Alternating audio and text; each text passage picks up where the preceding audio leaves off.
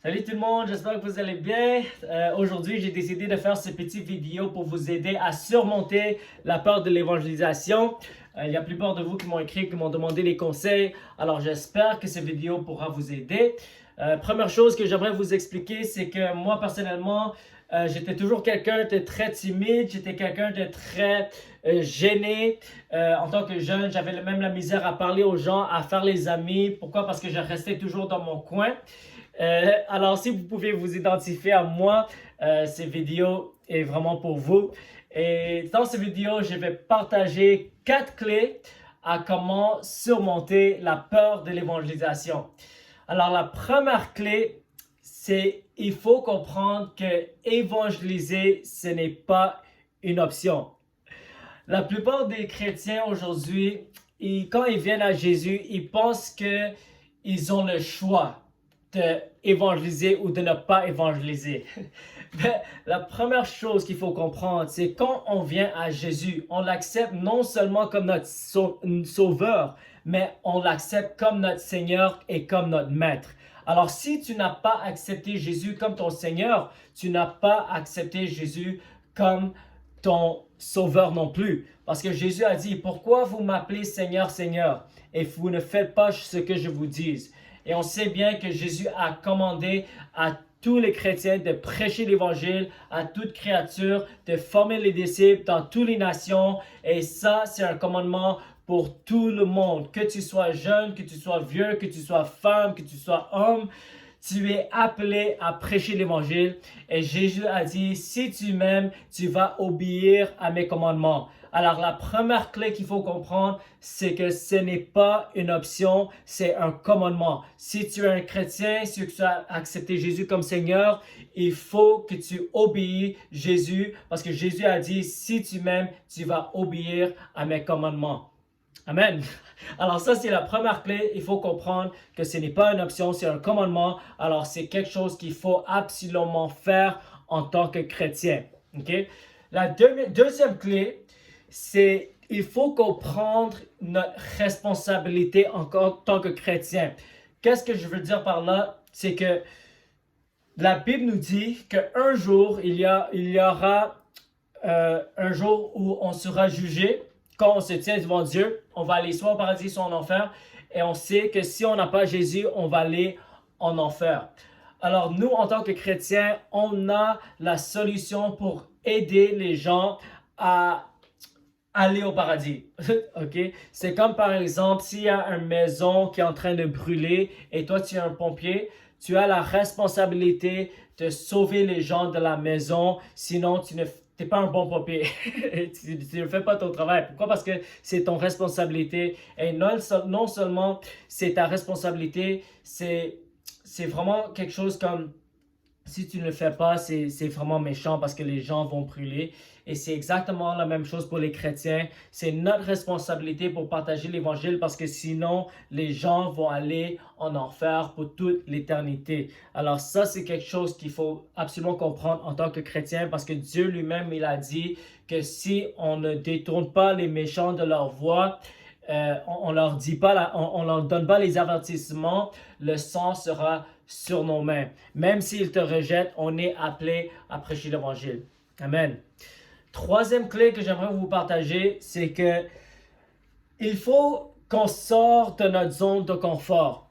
Alors, malheureusement, il n'y a pas de clé qui peut effacer le fait qu'on va être inconfortable.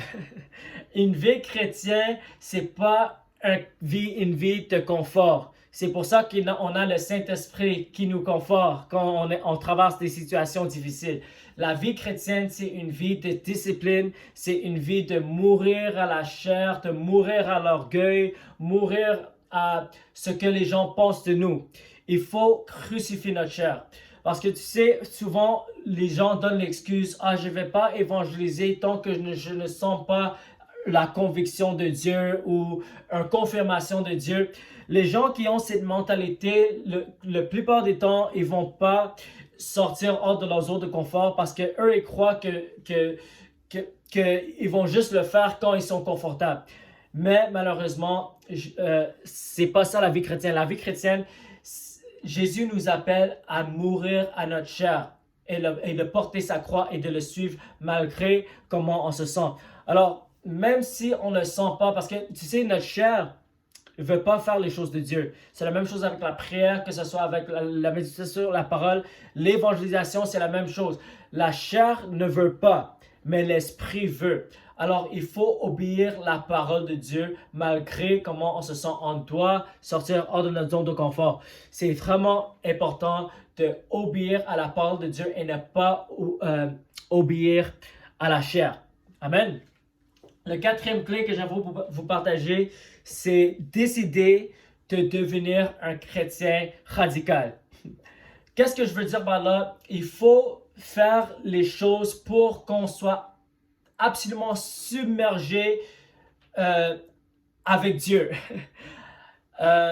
C'est vraiment le processus de renouveler tes pensées et de transformer ta vie, parce que la Bible nous dit d'être transformé par le renouvellement de notre intelligence. Et comment on fait ça? Il faut être radical pour Jésus dans tout aspect de notre vie.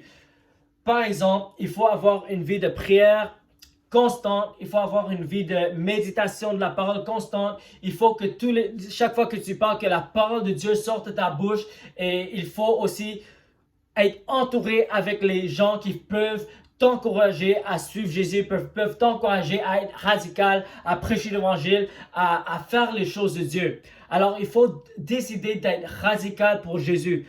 Moi, quand j'ai pris cette décision d'être radical pour Jésus, ça a complètement transformé ma vie. Je me suis dit, si je vais être chrétien, je vais être chrétien à 100%. Alors, je vais prier, je vais lire la Bible, je vais changer mon entourage.